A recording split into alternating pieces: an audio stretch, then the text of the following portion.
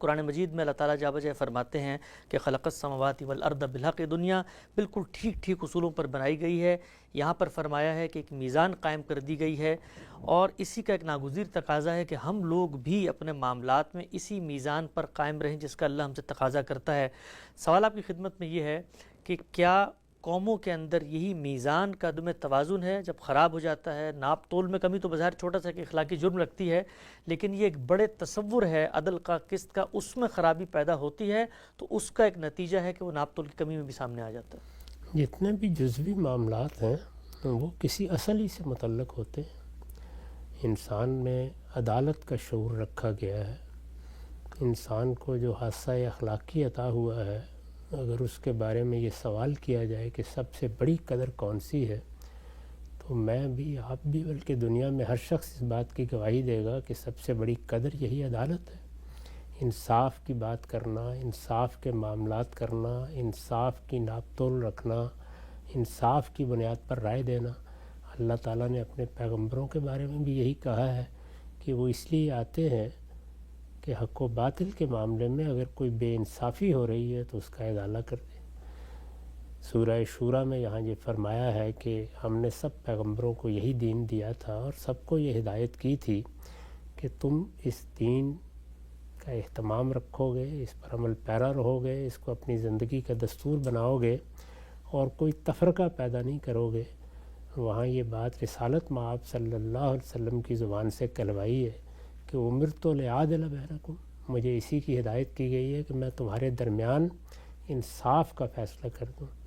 انصاف تو در حقیقت ہماری پوری زندگی میں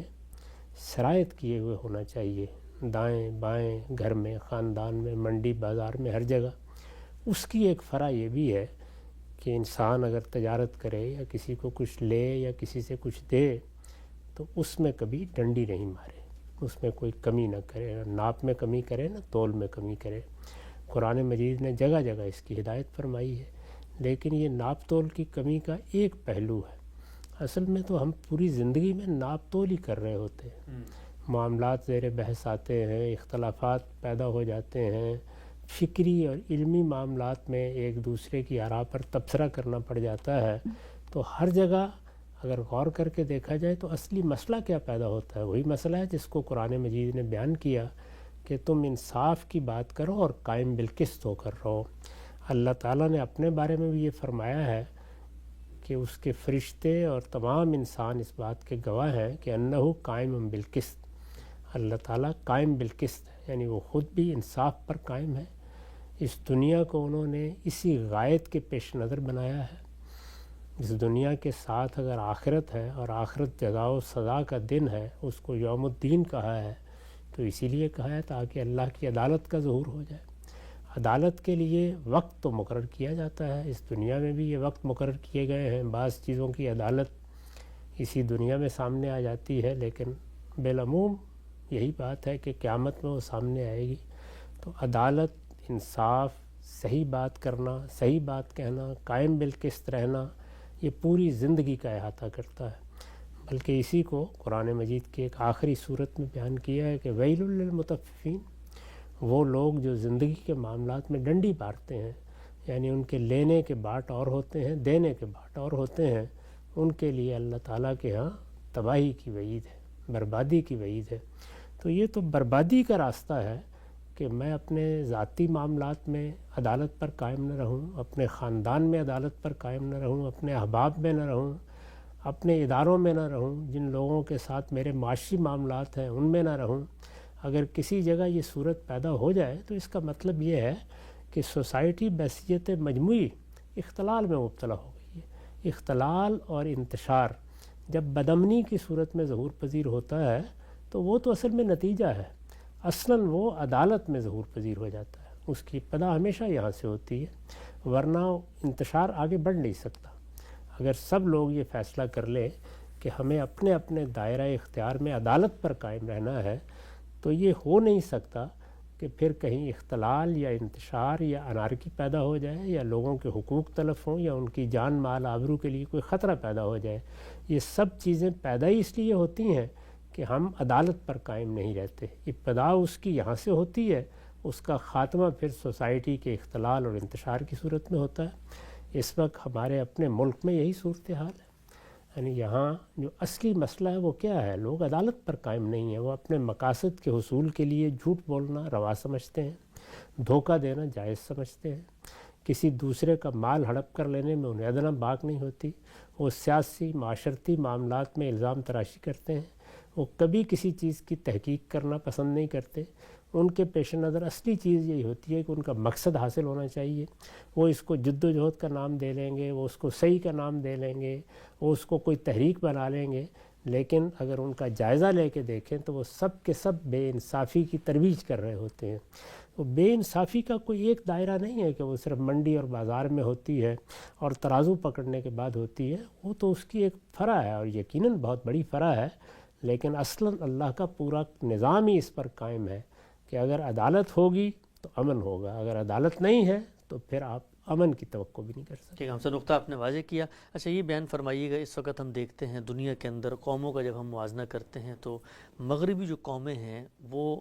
لین دین کے معاملات ہوں، لوگوں کے ساتھ خرید و فروخت ہے، ناپ تول میں ہے،